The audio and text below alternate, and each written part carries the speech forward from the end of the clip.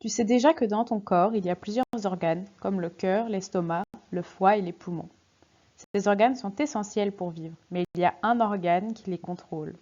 C'est moi, le cerveau. Et je sais faire encore plein d'autres choses. Viens, je vais t'expliquer comment je fonctionne. Marcher ou courir sont des mouvements quotidiens que l'on effectue sans réfléchir. Mais sais-tu réellement comment cela se passe et qui le permet? Eh bien, c'est moi, le cerveau. C'est moi qui vais envoyer un message aux muscles et ceux-ci vont se contracter et nous permettre de bouger. Mais comment ça marche exactement? Laisse-moi d'abord te parler des cellules spéciales qui me composent, les neurones. Tu en as sans doute déjà entendu parler, mais qu'est-ce que c'est réellement? C'est un type de cellule qui communique entre elles et se charge de transmettre les informations entre moi, le cerveau, et les différentes parties du corps. Voyons d'abord à quoi il ressemble. Le neurone est constitué d'un corps cellulaire, de prolongements appelés dendrites et d'un ou plusieurs axones. Les neurones ne communiquent pas comme nous avec des mots, mais bien avec des molécules que l'on appelle neurotransmetteurs. Les neurones s'échangent des informations via ce que l'on appelle une synapse. Voyons plus en détail ce qu'est une synapse. Le bout de l'axone d'un neurone est en connexion avec un autre neurone, formant ainsi la synapse. Mais comment le neurone 1 peut-il faire passer un signal au neurone 2? Tout d'abord, un signal électrique parcourt l'axone et arrive au bout de celui-ci. Souviens-toi du neurotransmetteur dont on vient de parler. Ici, ce sont les petites boules jaunes. Grâce à ce signal électrique, la cellule va être stimulée et va provoquer la libération des neurotransmetteurs au bout de l'axone du neurone 1.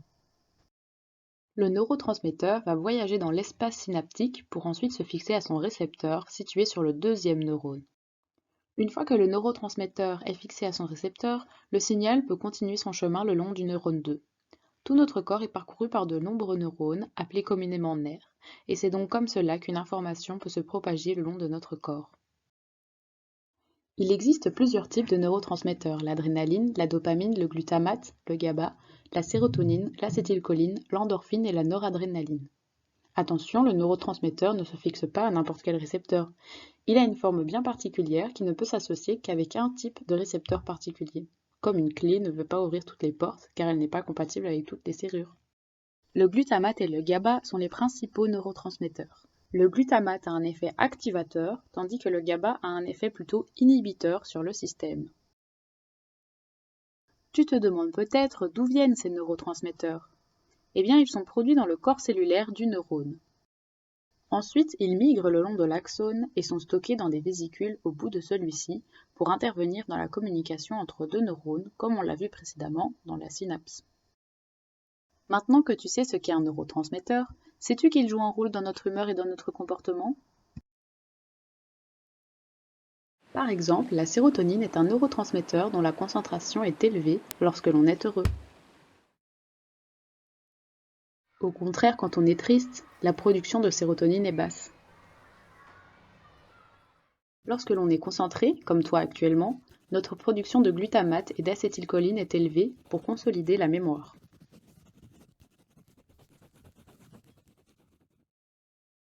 Lorsqu'on a trop de travail et qu'on est anxieux, le niveau de GABA est faible.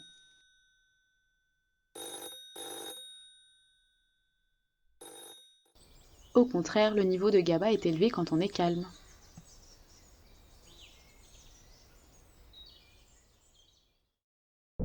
Dans une situation de danger, quand par exemple on pratique un sport extrême, le taux d'adrénaline est élevé.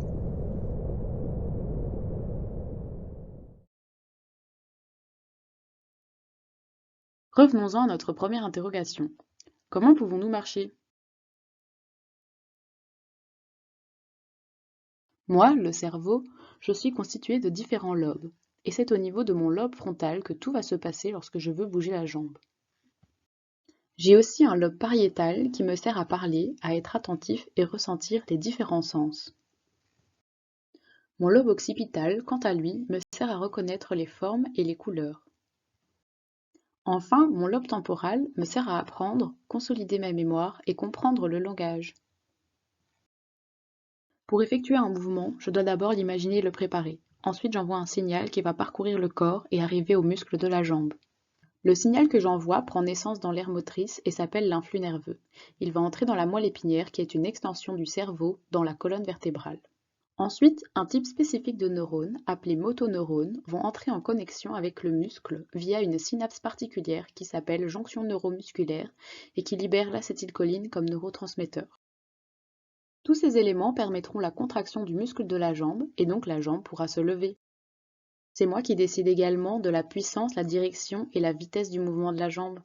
Pas mal, hein?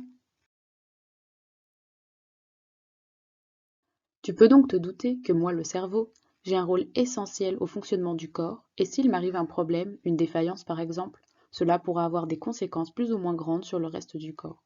Si tu veux en apprendre plus sur moi, n'hésite pas à aller lire notre dossier pédagogique et à visionner notre PowerPoint. À bientôt!